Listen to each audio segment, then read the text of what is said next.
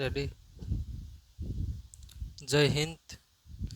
তোমাদের প্রথম 3টে ক্লাসে পরমাণুর কেমিস্ট্রির পরমাণুর ক্লাসে আমি পরমাণু চ্যাপ্টারটা শেষ করেছিলাম প্রথম 3টা ক্লাসে। এবার চতুর্থতম ক্লাস কেমিস্ট্রির, আর কেমিস্ট্রির চতুর্থতম ক্লাসে আমি নতুন একটা চ্যাপ্টারের শুরু করছি। আর নতুন চ্যাপ্টারের নাম হচ্ছে তোমাদের পদার্থ। আগে একটু ডিসকাস করে নিই। নতুন চ্যাপ্টারের নাম হচ্ছে তোমাদের পদার্থ। পদার্থ মানে কি? পদার্থ মানে হচ্ছে, যেমন ধরে নাও জল। জল হচ্ছে একটা পদার্থ। এই মার্কারও হচ্ছে কি একটা পদার্থ। তো পৃথিবীর সব কিছুই কি আছে? পদার্থ রূপেই আছে। এবার তাদের স্পেসিফিকভাবে নাম আছে। যেমন এটা হচ্ছে, এর ম্যাটেরিয়াল কি? প্লাস্টিক। জল তরল পদার্থ, তাই না? এর যদি অবস্থা জানতে চাই, তাই যেহেতু শক্ত আছে তো কঠিন পদার্থ। আমি ধরে নাও আরও কিছু নিব, ধরে নাও যে গ্যাস নিয়ে নিলাম, যেমন এলপিজি সিলিন্ডার, এর মধ্যে কি থাকে? গ্যাস ভরা থাকে। তো এর অবস্থা কি হয়ে গেল? গ্যাসীয় পদার্থ। তো পদার্থ, পৃথিবীর সব কিছুকেই কী বলবো আমরা? পদার্থ বলবো। কিন্তু তাদের অবস্থা কি আছে সেই সম্বন্ধে আমরা জানব, এবং পদার্থের অবস্থার পরিবর্তন কীভাবে হতে পারে, এবং পদার্থ কই প্রকার, সেগুলো আমরা এই টপিকের মধ্যে জানব। তো তোমাদের চ্যাপ্টারের নাম হচ্ছে পদার্থ। ফার্স্ট হেডিং দিয়ে দাও নিজের খাতায়, কেমিস্ট্রি। ফার্স্ট হেডিং দিয়ে দাও কেমিস্ট্রি। আর কেমিস্ট্রি পড়ার সঙ্গে সঙ্গে আমাদেরকে জানতে হবে যে কেমিস্ট্রি শব্দের উৎপত্তি কোথা থেকে হয়েছে। তো কেমিস্ট্রি শব্দের উৎপত্তি হয়েছে কেমিয়া থেকে। কেমিস্ট্রি শব্দের উৎপত্তি কেমিয়া থেকে।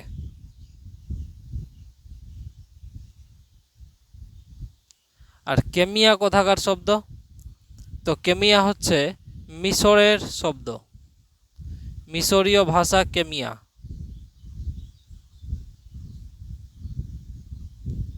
আফ্রিকান দেশ মিশরের শব্দ। মিশরের শব্দ কেমিয়া, এর বাংলা অর্থ কি?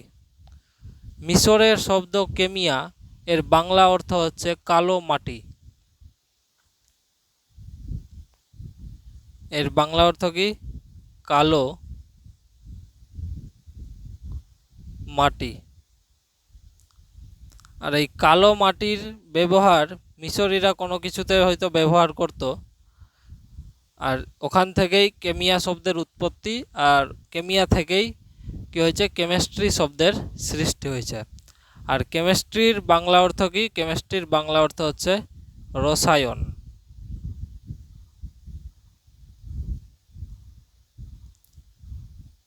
কেমিস্ট্রির বাংলা অর্থ হচ্ছে রসায়ন, আর কেমিয়ার বাংলা অর্থ হচ্ছে কি? কালো মাটি। আর কেমিয়া কোথাকার শব্দ? কেমিয়া হচ্ছে মিশরের শব্দ। এবার কেমিস্ট্রির ফাদার অফ কেমিস্ট্রি মানে হচ্ছে কেমিস্ট্রির জনক কাকে বলা হয়? তো কেমিস্ট্রির জনক, আগের দিন আমরা পড়েছিলাম পরমাণুর ফার্স্ট ক্লাসে, কেমিস্ট্রির জনক বলা হয় বিজ্ঞানী লেভয়সিয়ারকে। একবার রিভিশন হয়ে গেল, লেভয়সিয়ার। ফাদার অফ কেমিস্ট্রি বা আধুনিক কেমিস্ট্রির বা আধুনিক রসায়ন শাস্ত্রের জনক কাকে বলা হয়? তাহলে কী হবে? বিজ্ঞানী লেভয়সিয়ার। এক্সামে আমরা এটা পাবো যে আধুনিক রসায়ন বিদ্যার জনক কাকে বলা হয়। তো বিজ্ঞানী কি হবে? বিজ্ঞানী লেভয়সিয়ার। লেভয়সিয়ার থেকে আরেকটা কোশ্চেন আসে তোমাদের। লেভয়সিয়ার থেকে আরেকটা কোশ্চেন আসে, যেমন ধরে নাও আমরা একটা কাগজকে পুড়াবো। তো কাগজ পুড়ার জন্য কি কি প্রয়োজন? প্রথমে আগুন দেওয়ার প্রয়োজন। আগুন না দিলে তো কাগজ পুড়বে না। তো আমি একটা কাগজের মধ্যে আগুন দিব, আর আগুন দেওয়ার পর ওই আগুনটা কি করবে? পুরো কাগজকে পুড়িয়ে ছাই করে দেবে, তাই না? তো শুধু কি আগুনেরই প্রয়োজন ওই কাগজটা পুড়ানোর জন্য? অ্যান্সার হচ্ছে না। কারণ ওই কাগজকে পুড়ানোর জন্য প্রথমত আগুনের প্রয়োজন, কিন্তু ওই আগুনটা জ্বলবে কিভাবে? তো তো ওই আগুন জ্বলার জন্য অক্সিজেনের প্রয়োজন, অক্সিজেন সাপ্লাইয়ের প্রয়োজন, কারণ অক্সিজেন ছাড়া আগুন কখনো জ্বলে না। বোঝা গেল? তো এই যে কোনো কিছু পুরানোর জন্য বা জ্বলানোর জন্য অক্সিজেনের যে প্রয়োজন হচ্ছে, এটাও তো একটা আবিষ্কার। নাহলে আমরা জানতাম কিভাবে যে কোনো কিছুকে দহনের জন্য বা পুরানোর জন্য অক্সিজেনের উপস্থিতি অবশ্যই লাগবে? তো সেই জিনিসটা তো আমরা আগে জানতাম না, পড়ার পরেই জানতে পেরেছি। তো এই জিনিসটা যে আবিষ্কার করেছিল বিজ্ঞানীকে লাভোইসিয়ার। তো কোনো কিছু পুরানোর জন্য, কোনো কিছু পুরানোর, নোট করে নাও, জন্য অক্সিজেন মানে O2 এর প্রয়োজন, O2 এর প্রয়োজন। বুঝা গেল? তাহলে কি কি পড়লাম এইটুকুর মধ্যে? দেখো, কেমিস্ট্রি যার বাংলা অর্থ হচ্ছে রসায়ন, কেমিস্ট্রি যার বাংলা অর্থ কি? রসায়ন। কেমিস্ট্রি শব্দ এসেছে কোথা থেকে? কেমিস্ট্রি শব্দটা এসেছে কেমিয়া শব্দ থেকে। আর কেমিয়া শব্দের অর্থ কি? কেমিয়া শব্দের বাংলা অর্থ হচ্ছে কালো মাটি। কেমিয়া হচ্ছে মিশরের শব্দ, আর এই মিশরীয় শব্দ কেমিয়া শব্দের অর্থ হচ্ছে কালো মাটি, বাংলা অর্থ। আর মিশরীয় শব্দ কেমিয়া, যেখান থেকে কেম থেকে কেমিস্ট্রি শব্দের উৎপত্তি হয়েছে। কালো মাটির ব্যবহার মিশরীয়দের হতো, আর সেখান থেকেই রসায়ন শাস্ত্রের উৎপত্তি হয়েছে। আমাদের ন্যাচারালি ইন্ডিয়াতেও মাটির ব্যবহার হয়, যেমন মাথা ঘষার ক্ষেত্রে হয়, আরও বিভিন্ন কাজে হয়। কেমিস্ট্রির জনক কাকে বলা হয়? তো কেমিস্ট্রির জনক বলা হবে বিজ্ঞানী ল্যাভোইসিয়ারকে। বিজ্ঞানী ল্যাভোইসিয়ারকে বলা হবে কেমিস্ট্রির জনক। আর ল্যাভোইসিয়ার সম্বন্ধে আর কি ডাটা মনে রাখতে হবে আমাদেরকে? যে কোনো কিছু পুরানোর জন্য যে অক্সিজেনের উপস্থিতি প্রয়োজন, এই জিনিসটাই আবিষ্কার করেছিলেন কে? বিজ্ঞানী ল্যাভোইসিয়ার। ল্যাভোইসিয়ার থেকে দুটো কোশ্চেন হয়ে গেল, একটা জনক আর একটা হচ্ছে এই O2 এর উপস্থিতি। নেক্সট হচ্ছে ইন্ডিয়ান ফাদার অফ কেমিস্ট্রি, মানে ভারতীয় রসায়ন শাস্ত্রের জনক কাকে বলা হয়? এ তো হচ্ছে পুরো ওয়ার্ল্ডের মধ্যে পড়ে গেল যে ফাদার অফ কেমিস্ট্রি কাকে বলবো? ল্যাভোইসিয়ার। কিন্তু পরীক্ষায় যদি দেয় ইন্ডিয়ান ফাদার অফ কেমিস্ট্রি,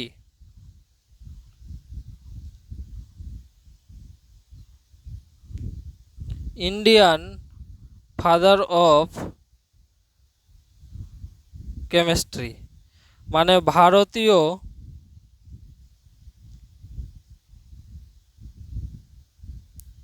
রসায়ন শাস্ত্রের জনক।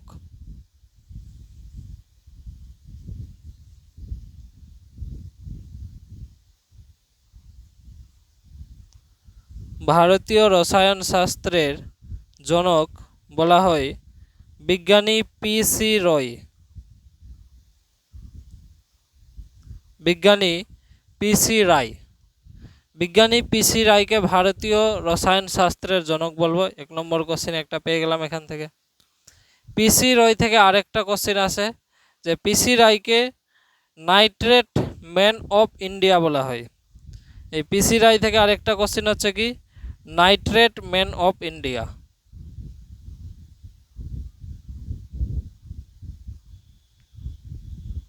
Nitrate man of India. P.C. রায়কে কি বলা হয়? Nitrate man of India. Chemistry যেখান থেকে শুরু হয়েছে কেমিয়া থেকে। কেমিয়া শব্দের অর্থ হচ্ছে কি? কালো মাটি। এবং কেমিয়া শব্দ হচ্ছে মিশরের শব্দ, যেখান থেকে কালো মাটির ব্যবহার হতো, আর ওখান থেকে রসায়ন শাস্ত্রের উৎপন্ন হয়েছিল। এটুকু হলো। তারপরে কেমিস্ট্রির জনক কাকে বলবো? ল্যাভোইসিয়ার। আর ল্যাভোইসিয়ার থেকে আরেকটা কি মনে রাখবো আমরা? যে কোনো কিছু পুরানোর জন্য বা জ্বলানোর জন্য যে অক্সিজেনের উপস্থিতি অবশ্যই প্রয়োজন, না হলে আগুন জ্বলবে না, সেটা আবিষ্কার করেছিল কে? সেই ব্যাখ্যাটা পেয়েছিল কে? বিজ্ঞানী Lavoisier. Next, Indian father of chemistry বা ভারতীয় রসায়ন শাস্ত্রের জনক কাকে বলবো আমরা? তো পিসি রয়কে বলবো। আর পিসি রয় সম্বন্ধে আর কি মনে রাখবো? Nitrate man of India. বুঝা গেল? এতটুকু আমরা ডাটা মনে রাখবো কেমিস্ট্রি সম্বন্ধে। তারপরে শুরু করব পদার্থ চ্যাপ্টার। কিন্তু পদার্থ চ্যাপ্টার শুরু করার আগে আমি ক্লাস করানোর পরে দেখেছিলাম যে পরমাণুর একটা টপিক জাস্ট ছুটে গেছে, সামান্য একটা টপিক, তেজস্ক্রিয় মৌল ছুটে গেছে। সেই তেজস্ক্রিয় মৌলটা আগে একবার কভার করে নিই, তারপরে তেজস্ক্রিয় মৌল পড়ানোর পরে পদার্থ চ্যাপ্টার আমরা শুরু করব। তেজস্ক্রিয় মৌল যাকে বলা হয় radio active element. Radio active element মানে কি? আমরা শুনেছি যেখান থেকে রেডিয়েশন ছুটবে, মানে কোনো পদার্থ থেকে যদি রেডিয়েশন নির্গত হয়, মানে বিকিরণ নির্গত হয় সোজা কথায় বললে, সেই পদার্থকেই রেডিও অ্যাক্টিভ পদার্থ বলবো, যাকে বাংলায় বলি তেজস্ক্রিয়তা।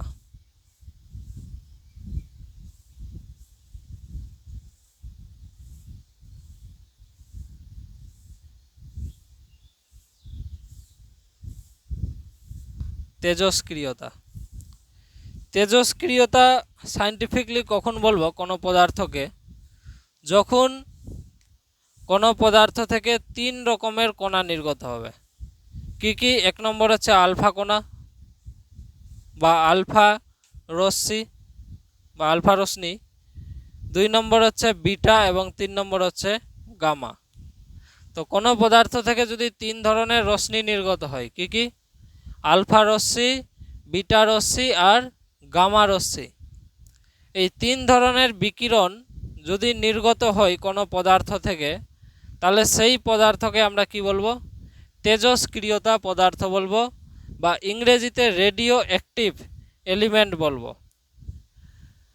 আর ওখান থেকে কি নির্গত হবে? রেডিয়েশন নির্গত হবে। আর ওই রেডিয়েশনের মধ্যে কি থাকবে? আলফা, বিটা আর গামা রশ্মি থাকবে। বোঝা গেল? তাহলে পরীক্ষায় কোশ্চেন আসে যে তেজস্ক্রিয় রশ্মি থেকে কি কি রশ্মি নির্গত হয়? তো আলফা, বিটা আর গামা, এখান থেকে একটা কোশ্চেন হতে পারে। দ্বিতীয়ত হচ্ছে আলফা, বিটা, গামা যে নির্গত হচ্ছে, এদের চার্জ কি আছে? কারণ পরমাণুতে আমরা যখনই পড়ব কোনো চ্যাপ্টার, কোনো পদার্থ, তো ওই পদার্থের মধ্যে 3 রকমের জিনিস থাকতে পারে। কি কি? ইলেকট্রন, প্রোটন আর নিউট্রন। 1 নম্বরে ইলেকট্রন, প্রোটন আর নিউট্রন। তো এখান থেকে নির্গত হচ্ছে কি? আলফা, বিটা আর গামা। এরও বিশ্লেষণ করি। তার আগে দেখে নিই তেজস্ক্রিয় পদার্থ যে আছে, রেডিও অ্যাক্টিভ এলিমেন্ট, কোন বিজ্ঞানী আবিষ্কার করেছিল? তো বিজ্ঞানী হেনরি বেকারেল। বিজ্ঞানী হেনরি বেকারেল বা বেকারেল, বিভিন্ন বইয়ে বিভিন্ন নাম থাকে। Henry Becquerel. হেনরি বেকারেলের পরে আরেকটা বিজ্ঞানী তেজস্ক্রিয় মৌলের আবিষ্কার করেছিলেন, যার নাম হচ্ছে মাদাম কুরি। Madame Curie.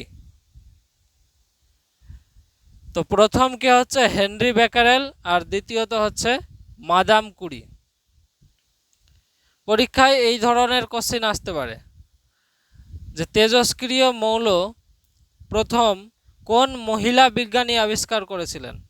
যদিও আসেনি, তবে আসার সম্ভাবনা হতে পারে। তো মাদাম কুরির নাম শুনে ছেলে লাগলেও কিন্তু মাদাম কুরি কি ছিল?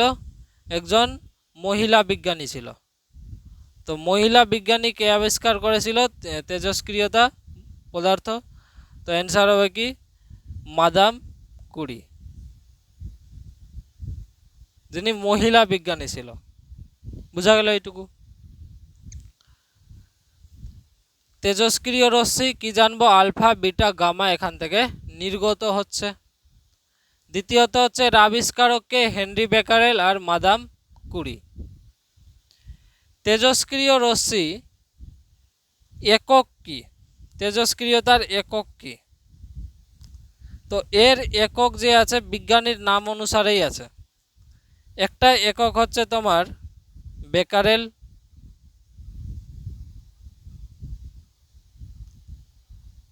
আর 2 নম্বর একক হচ্ছে তোমার মাদাম কুড়ি, না শুধু কুড়ি,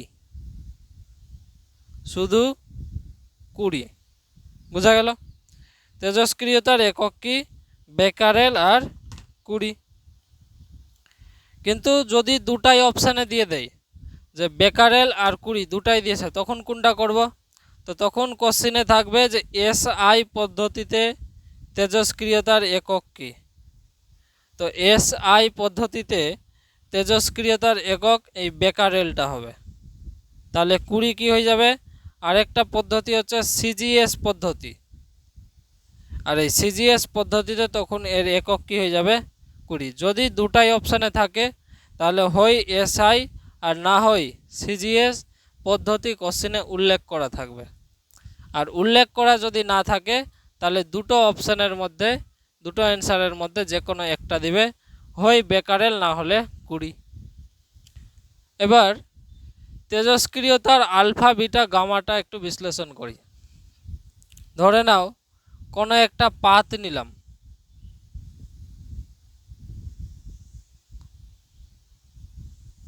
দুটো পাত নিলাম, আর ওই দুটো পাতের মধ্যে একটাতে প্লাস চার্জ কানেক্ট করলাম, প্লাস তড়িৎ চালনা করলাম, আর একটাতে মাইনাস তড়িৎ চালনা করলাম।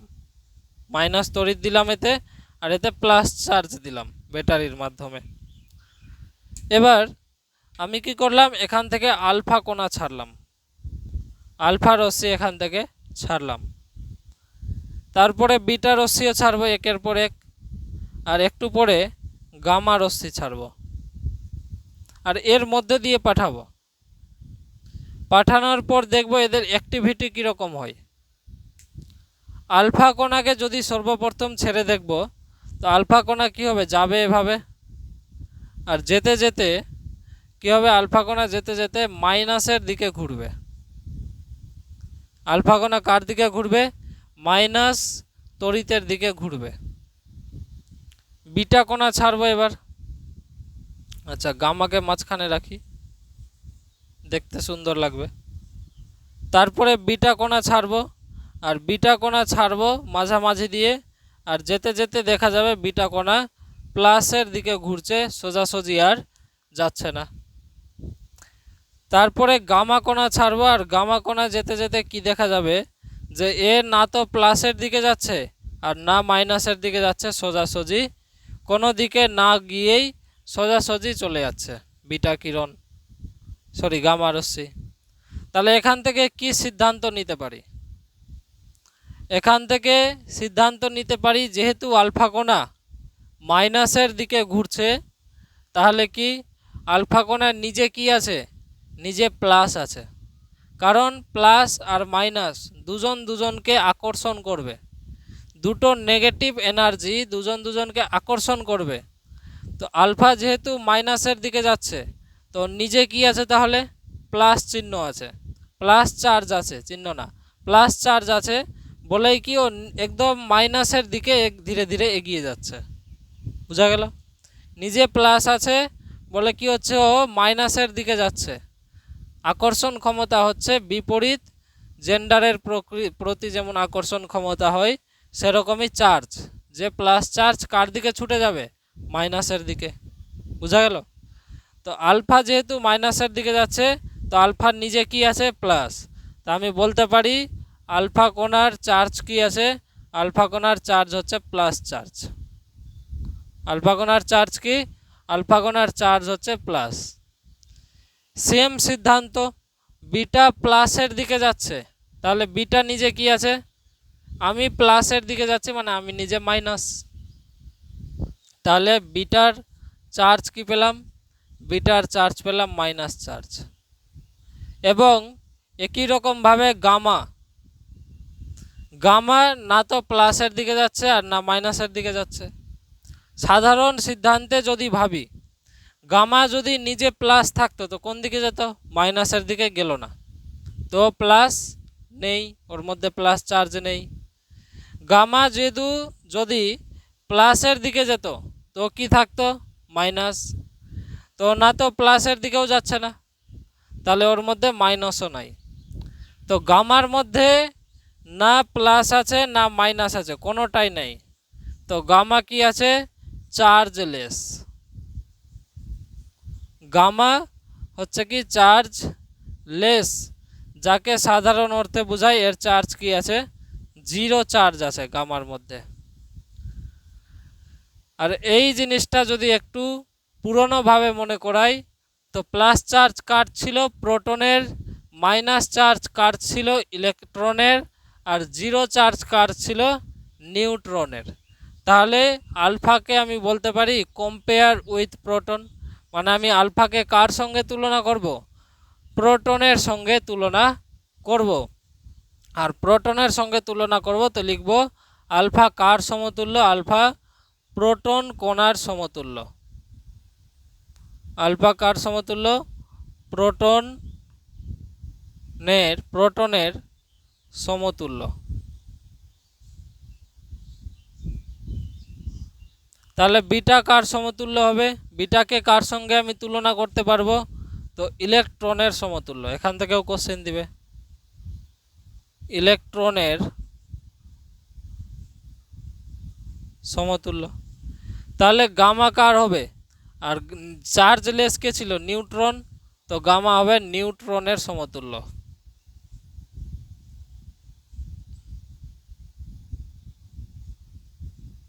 নোট করে নাও। আলফা প্রোটনের সমতুল্য, বিটা ইলেকট্রনের সমতুল্য, আর গামা চার্জলেস মানে নিউট্রনের সমতুল্য। আলফা বিটা গামা থেকে এই ধরনের কোশ্চেন আসে যে আলফা কণার চার্জ কি, বা আলফা কণাকে পরমাণুর কার সঙ্গে তুলনা করা হয়? তো প্রোটনের সঙ্গে তুলনা করা হয়। বুঝা গেল? আলফা বিটা গামা থেকে আরও বিভিন্ন ধরনের কোশ্চেন আসে যে কার ভেদন ক্ষমতা এখানে বেশি আছে।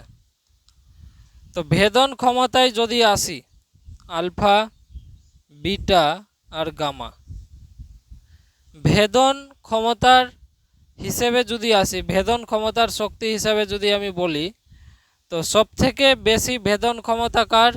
তো সবথেকে বেশি ভেদন ক্ষমতা হচ্ছে গামার। তো লিখে দাও গামাতে ভেদন ক্ষমতা সর্বাধিক। সবথেকে বেশি ভেদন ক্ষমতা কার? গামা কণার ভেদন ক্ষমতা মানে ছেদ করার ক্ষমতা। আর গামা কণা এতটা ছেদ করে যে একদম ইনভিজিবল হয়। যেমন এক্স রশ্মি, যারা যারা এক্স রে করিয়েছ বুকের বা হাতের, দেখবা যে মাংসকে ভেদ করে হাড় অবধি গিয়ে পৌঁছে যায়, কিন্তু হাড়কে ভেদ করে না, ওই জন্য হাড়ের স্ট্রাকচার তৈরি হয়ে যায় যেখানে যেখানে ভেদ করতে পারে না। কিন্তু গামার ভেদন ক্ষমতা সর্বাধিক, ওই জন্য গামা কণা মাংসকেও ভেদ করে, পেশিকেও ভেদ করে, আর তার সঙ্গে হাড়কেও ভেদ করে দেয়। এত সর্বোচ্চ ভেদন ক্ষমতা পৃথিবীর সব কণার মধ্যে সর্বাধিক ভেদন ক্ষমতা কার? আলফা কণা, গামা কণা। আর সর্বনিম্ন ভেদন ক্ষমতা কার? তো সব থেকে কম ভেদন ক্ষমতা আলফা কণার। সব থেকে কম ভেদন ক্ষমতা।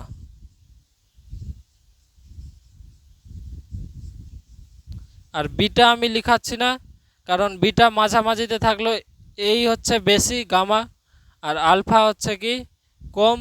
তো বিটা কি হবে? এর থেকে আলফা থেকে বেশি কিন্তু গামা থেকে কম। কিন্তু কোশ্চিন বেশিরভাগ ক্ষেত্রে গামা দিয়েই আসে যে সর্বাধিক ভেদন ক্ষমতা নিচের মধ্যে কোনটি? তো কি হবে? গামা কণা। এবার ভেদন করছে মানে কি? যাচ্ছে। তো এটা রশ্মি আছে, তাই না?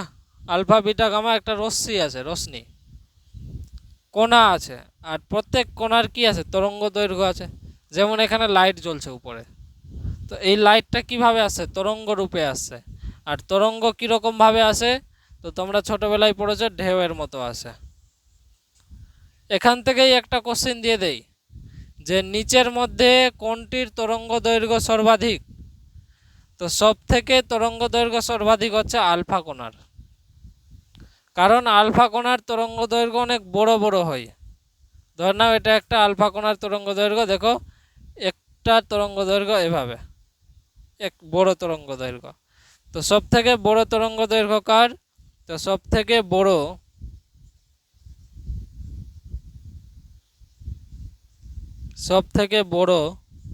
তরঙ্গ দৈর্ঘ্য,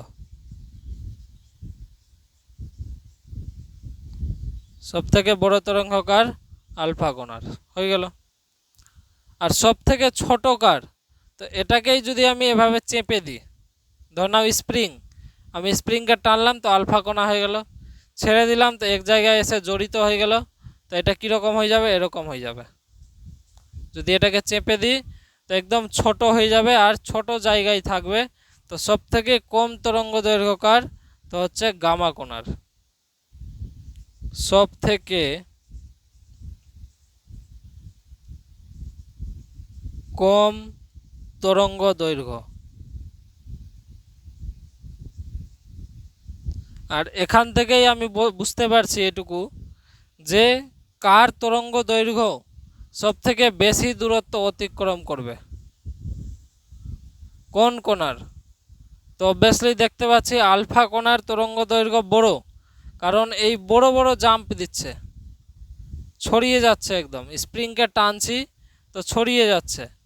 তো এই কি করবে? দূরত্ব অতিক্রম বেশি করবে। আর এটাকেই যদি চেপে দিই তো কি হবে? এরকম একদম চাপা পড়ে কি হয়ে যাবে? ছোট তরঙ্গ দৈর্ঘ্য হবে। আর এর দূরত্ব কি? জায়গা কম নিবে, তো এর দূরত্ব কম নিবে, তো এর তরঙ্গ দৈর্ঘ্য কি হবে? ছোট। তো সব থেকে বড় তরঙ্গ দৈর্ঘ্য হচ্ছে আলফা কোণা, আর সব থেকে বড় হচ্ছে আলফা কোণা, আর সব থেকে ছোট হচ্ছে গামা কোণা। কে বেশি দূরত্ব অতিক্রম করবে? তো যে বড় সেই বেশি দূরত্ব অতিক্রম করবে, কে? আলফা। আর সব থেকে কম দূরত্ব কে অতিক্রম করবে? তো গামা কোণা সব থেকে কম দূরত্ব অতিক্রম করবে। এখান থেকে কোশ্চিন আসে। আলফা কোণার আবিষ্কারক কে?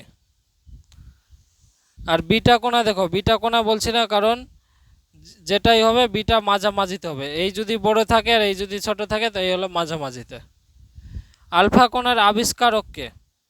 আমি এখানে লিখছি না, আমি এসবই লিখে দিচ্ছি, কারণ নিচে হয়তো দেখতে পাবা না, আমি এসবই লিখছি এখানে। আলফা কোণার আবিষ্কারক কে? তো আলফা কোণার আবিষ্কার হচ্ছে বিজ্ঞানী রাদারফোর্ড। বিজ্ঞানী রাদারফোর্ড। একই রকমভাবে বিটা কোণার আবিষ্কারকে? বিটা কোণা আবিষ্কার করেন একই বিজ্ঞানী রাদারফোর্ড। তাহলে এখান থেকে অনেক রকমের ডাটা জেনে গেলাম। কি কি? তেজস্ক্রিয়তা, যাকে রেডিও অ্যাক্টিভ এলিমেন্ট বলা হয়, ওখান থেকে রেডিয়েশন নির্গত হবে, মানে বিকিরণ নির্গত হবে। কি কি? Alpha, beta, gamma. তারপরে তেজস্ক্রিয়র আবিষ্কারককে? বিজ্ঞানী হেনরি বেকারেল। পড়িয়ে দিলাম, রিভিশন দিয়ে দাও। তেজস্ক্রিয়তার আরেকটা বিজ্ঞানী আবিষ্কার করেছে, মহিলা বিজ্ঞানী, যার নাম হচ্ছে কি? Madame Curie. আর এদেরই নাম অনুসারে এদের একক হয়েছে। কি কি? এর একক হচ্ছে এসআই পদ্ধতিতে বেকারেল আর সিজিএস পদ্ধতিতে কুরি। এখান থেকে কি কি রশ্মি নির্গত হবে? আলফা, বিটা আর গামা। তো আলফা কোণার আবিষ্কারক হচ্ছে বিজ্ঞানী রাদারফোর্ড, আর বিটা কোণারও আবিষ্কার হচ্ছে বিজ্ঞানী রাদারফোর্ড। আলফা কোণার চার্জ কি? তো আলফা কোণার চার্জ হচ্ছে প্রোটন। বিটা কোণার চার্জ আলফা কোণার চার্জ হচ্ছে পজিটিভ চার্জ, যাকে প্রোটনের সঙ্গে তুলনা করা হয়।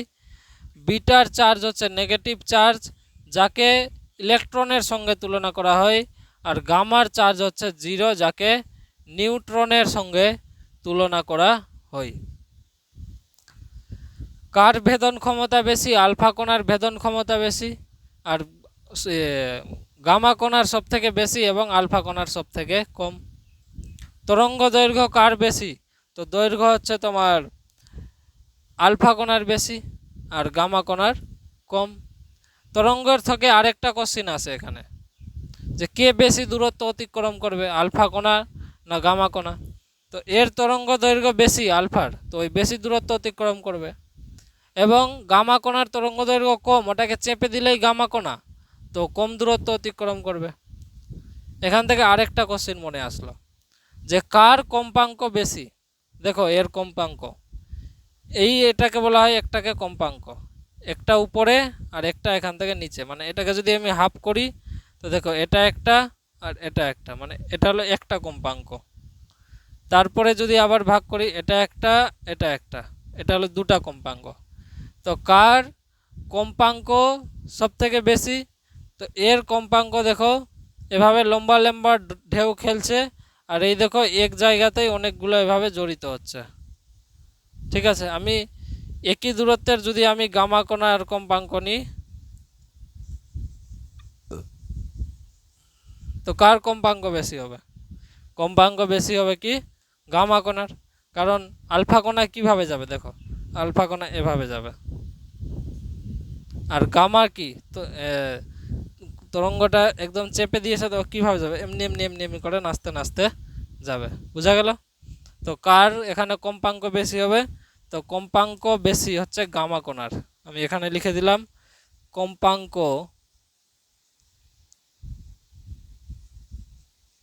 বেশি, আর আলফার ক্ষেত্রে লিখলাম কম্পাঙ্ক কম।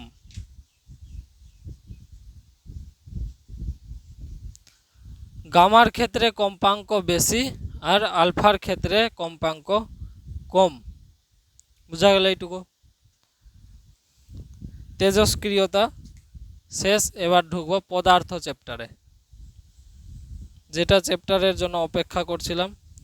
পদার্থ চ্যাপ্টারে ঢুকবো এবং পদার্থের থেকে কি কি কোশ্চেন আসতে পারে সেটা একটু দেখে নিব। সবাই নোট করে নাও একটু, এদিকটা হয়েছে নোট করা?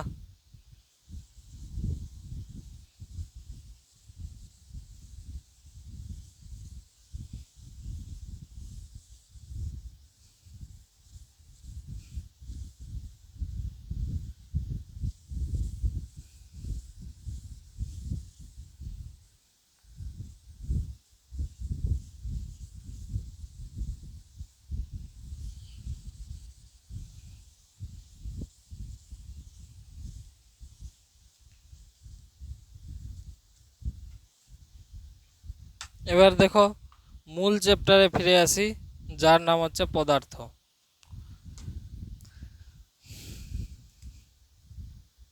যাকে ইংরেজিতে বলা হয় সাবস্টেন্স,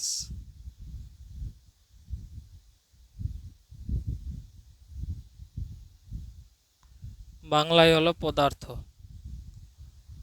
পদার্থ যখনই পড়ব, তো পদার্থ হচ্ছে দুই প্রকার। পদার্থ কয় প্রকার? দুই প্রকার। একটা হচ্ছে নিয়তাকার পদার্থ, তোমরা 8 বা 9 10-এ পড়েছ নিয়তাকার পদার্থ।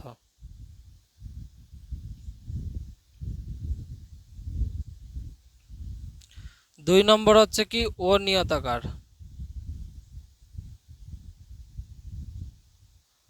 অনিয়তাকার পদার্থ। পদার্থ কটা ভাগ পেলাম? দুটো ভাগ পেলাম, একটা হচ্ছে নিয়তাকার পদার্থ আর একটা হচ্ছে অনিয়তাকার পদার্থ। নি যদি বাদ দিয়ে দিই তো কি উচ্চারণ হচ্ছে? আকার। আর নি যদি যোগ করি তো নিয়তাকার। নি আকার মানে নিয়তাকার। তার মানে এখানে কি নামেই উত্তর পাচ্ছি যে এখানে আকার সম্বন্ধে জুড়ে আছে। আর এখানে অনিয়তাকার, নি যদি সরিয়ে দিই মানে ও আকার, মানে এখানেও তো আকার সম্বন্ধে আছে, কিন্তু ও আকার মানে কি যার আকার নেই। তাহলে সোজাসুজি বুঝতে পারছি কি যে নিয়তাকার পদার্থ কিভাবে বুঝবো? যে পদার্থের নির্দিষ্ট আকার আছে। যে পদার্থের নির্দিষ্ট আকার আছে।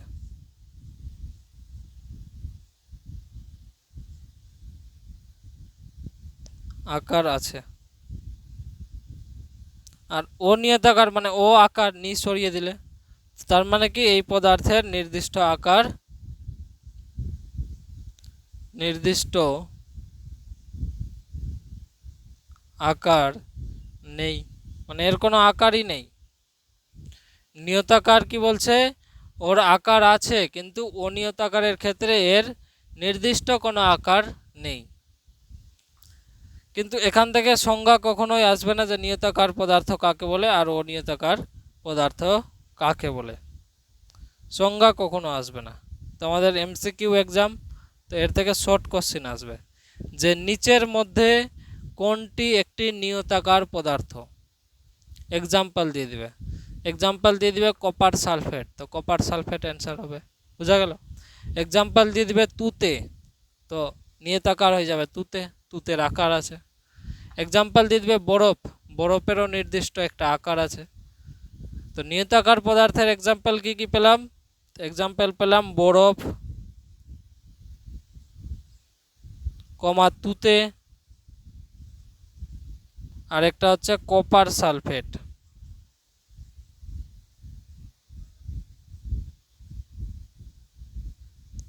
আর এই কপার সালফেটের সংকেত কি?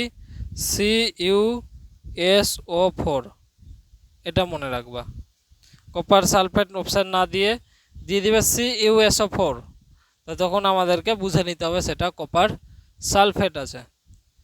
এই এক্সাম্পল থেকে কোশ্চেন আসবে, সংজ্ঞা কখনো আসবে না, কেটে দিলাম। তাহলে অনিয়তাকার কি কি হবে? অনিয়তাকারের এক্সাম্পল হচ্ছে ঢালাই লোহা,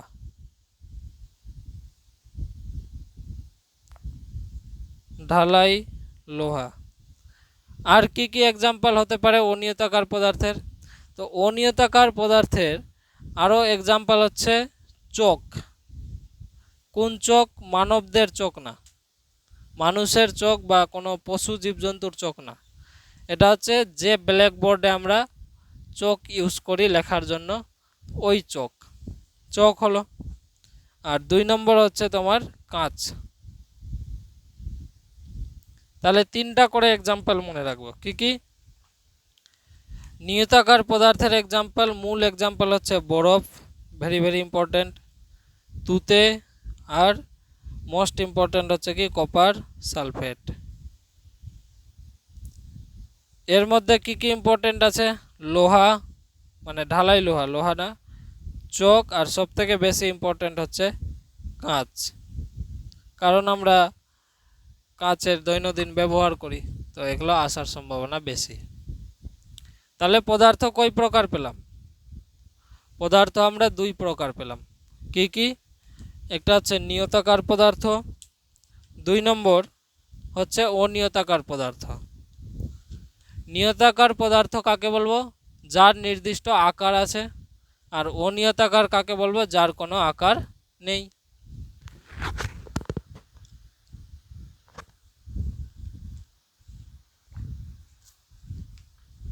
নিয়তাকারের উদাহরণ কি?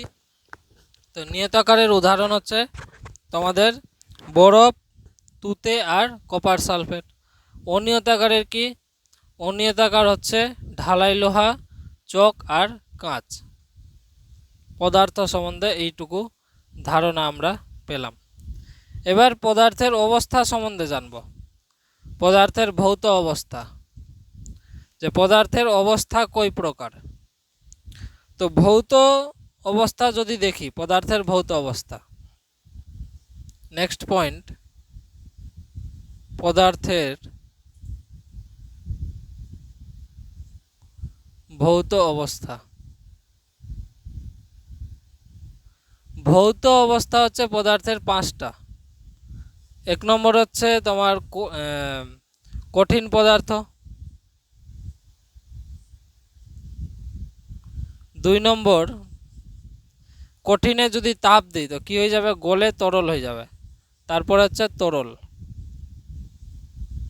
3 নম্বর তরলকে যদি আরও তাপ দিই তো তখন কি হয়ে যাবে? গ্যাসীয় হয়ে যাবে, গ্যাস। আর 4 নম্বর আরও যদি তাপ দিই তো সেটা প্লাজমা হয়ে যাবে।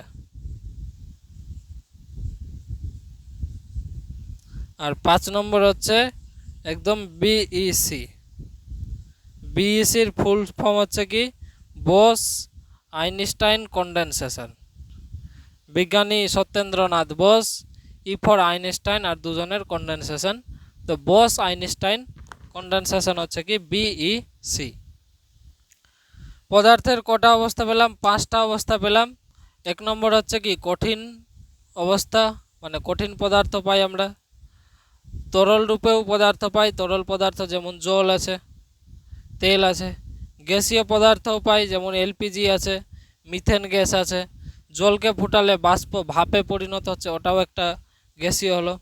প্লাজমা হচ্ছে কি যাকে অনেক তাপমাত্রা দেওয়া হয়, আর ওই তাপমাত্রায় ওর মধ্যে যে পার্টিকেলগুলো আছে একদম ফ্রি হয়ে যায়। যেমন হচ্ছে সূর্য, সূর্যের মধ্যে প্রচুর তাপমাত্রা আছে, তো সূর্যের অবস্থা কি হবে? প্লাজমা, গ্যাসীয় হবে না, প্লাজমা। আর বিএসি হচ্ছে কি অনেক লো টেম্পারেচার, যেমন এটা অনেক তাপমাত্রা দিলে পার্টিকেল ফ্রি হয়ে যায়, মানে ভেরি হাই টেম্পারেচার। এটা হচ্ছে হাই টেম্পারেচার, মানে অতি উচ্চ তাপমাত্রা।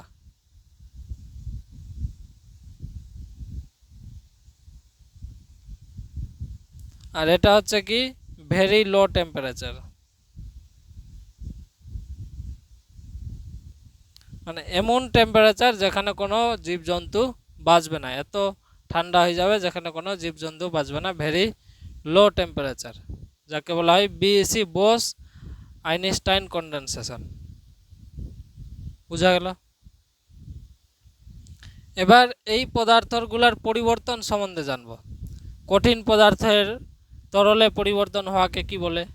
তরল পদার্থ আবার যদি বেশি তাপ পায় তো গ্যাসীয় পদার্থে পরিণত হয়, সেটাকে কি বলে? আর সেটা আমরা পরের নেক্সট ক্লাসে জানবো এবং পদার্থ চ্যাপ্টারের শেষ করব। এইটুকু নোট করে নাও, আর পরের দিন পরের ক্লাসের অপেক্ষায় আমরা থাকব।